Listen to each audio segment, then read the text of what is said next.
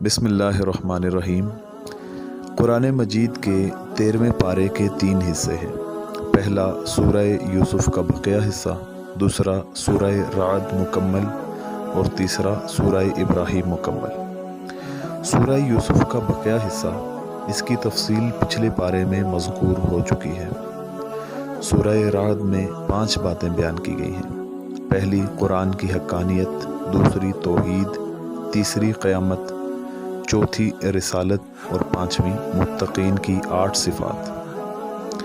قرآن کی حقانیت، یہ نقطہ قابل غور ہے کہ جن صورتوں کے آغاز میں حروف مقطعات آتے ہیں ان کی ابتدا میں عام طور پر قرآن کا ذکر ہوتا ہے، ان مخالفین کو چیلنج کرنے کے لیے جو قرآن کریم کو معاذ اللہ انسانی کاوش قرار دیتے ہیں۔ توحید، انسانوں اور زمین، سورج اور چاند، رات اور دن، پہاڑوں اور نہروں، غلہ جات اور مختلف رنگوں، ذائقوں اور خوشبوؤں والے پھلوں کو پیدا کرنے والا وہی ہے، اور موت اور زندگی، نفع اور نقصان اس اکیلے کے ہاتھ میں ہے۔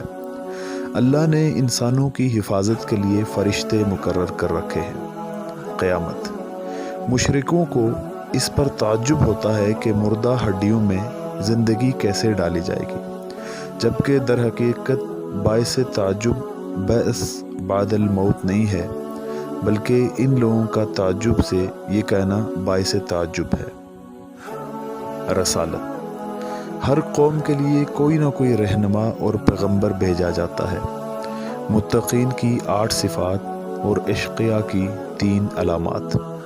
متقین کی 8 صفات، پہلی وفاداری، دوسری صلہ رحمی، تیسری خوف خدا، چوتھی خوف آخرت، 5ویں صبر، چھٹی نماز کی پابندی، 7ویں صدقہ، 8ویں برائی کا بدلہ اچھائی سے۔ اشقیاء کی 3 علامات، پہلی وعدہ خلافی، دوسری قطع رحمی اور تیسری فساد فی الارض۔ سورہ ابراہیم میں 5 باتیں بیان کی گئی ہیں۔ پہلی توحید، دوسری رسالت، تیسری قیامت، چوتھی چند اہم باتیں اور 5ویں 6 دعائیں۔ توحید، تمام آسمانوں اور زمینوں کو اللہ نے بنایا ہے۔ اسی نے آسمان سے پانی اتارا، پھر انسانوں کے لیے زمین سے قسم قسم کے پھل نکالے اور پانی کی سواریوں اور نہروں کو انسان کے تابع کر دیا، اور سورج اور چاند اور رات اور دن کو انسانوں کے کام میں لگا دیا۔ غرض جو کچھ انسانوں نے مانگا اللہ نے عطا کیا۔ اس کی نعمتیں اتنی زیادہ ہیں کہ ان کی گنتی بھی انسان کے بس کی بات نہیں ہے۔ رسالت، اس کے ضمن میں کچھ باتیں یہ ہیں۔ نبی علیہ السلام کی تسلی کے لیے بتایا گیا کہ سابقہ انبیاء کے ساتھ بھی ان کی قوموں نے اعراض و انکار اور عداوت اور مخالفت کا یہی رویہ اختیار کر رکھا تھا جو آپ کی قوم اختیار کیے ہوئے ہے۔ ہر نبی اپنی قوم کا ہم زبان ہوتا ہے۔ پچھلی قوموں کے مکذبین کی کچھ شبہات کا ذکر کیا گیا۔ اللہ تعالیٰ کے وجود کے بارے میں شک، بشر رسول نہیں ہو سکتا، تقلید آبا، ان شبہات کی تردید کی گئی ہے۔ قیامت، کافروں کے لیے جہنم اور مومنین کے لیے جنت کا وعدہ ہے۔ جنت کی نعمتوں میں جہنم کی ہولناکیوں کا ذکر ہے۔ روز قیامت حساب کتاب ہو چکنے کے بعد شیطان گمراہوں سے کہے گا کہ جو وعدہ خدا نے تم سے کیا تھا وہ تو سچا تھا، اور جو وعدہ میں نے تم سے کیا تھا وہ جھوٹا تھا۔ میں نے تم پر زبردستی نہیں کی تھی، تم خود میرے بہکاوے میں آ گئے تھے۔ اب مجھے ملامت کرنے کے بجائے اپنے آپ کو ملامت کرو۔ چند اہم باتیں۔ شکر سے نعمت میں اضافہ ہوتا ہے اور ناشکروں کے لیے اللہ تعالیٰ کا سخت عذاب ہے۔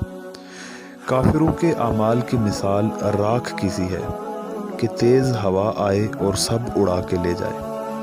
حق اور ایمان کا کلمہ پاکیزہ درخت کی مانند ہے، اس کی جڑ بڑی مضبوط اور اس کا پھل بڑا شیریں ہوتا ہے، اور باطل اور ضلالت کا کلمہ ناپاک درخت کی مانند ہے، اس کے لیے قرار بھی نہیں ہوتا، وہ ہوتا بھی بے ثمر ہے۔ اللہ تعالیٰ ظالموں کے کرتوتوں سے بے خبر نہیں ہے۔ 6 دعائیں۔ حضرت ابراہیم علیہ السلام کی اپنے رب سے 6 دعاؤں کا ذکر ہے۔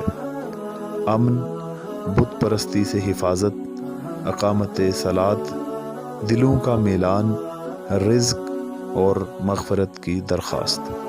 اللہ تعالیٰ حسن عمل کی توفیق عطا فرمائے۔